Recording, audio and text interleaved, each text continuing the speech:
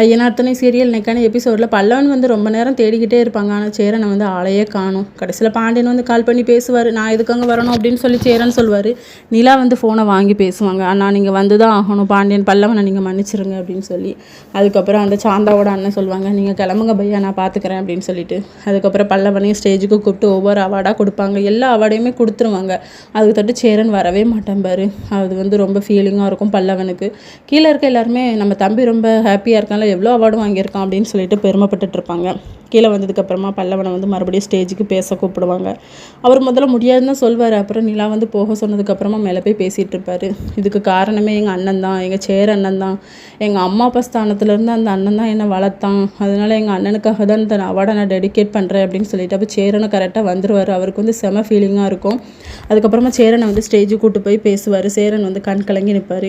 என் family எல்லாத்தையுமே நான் மேலே கூப்பிடுறேன் அப்படின்னு சொல்லிட்டு எல்லாத்தையுமே ஸ்டேஜுக்கு வர சொல்லி எல்லாத்தையும் இன்ட்ரடியூஸ் பண்ணி அவங்க கையால் நான் அந்த அவார்டை வாங்கின மாதிரி எனக்கு ஒரு ஃபீலிங் அப்படின்னு சொல்லி ஃபீல் பண்ணுவார். இதோட நெக்கான எபிசோட் முடியுது.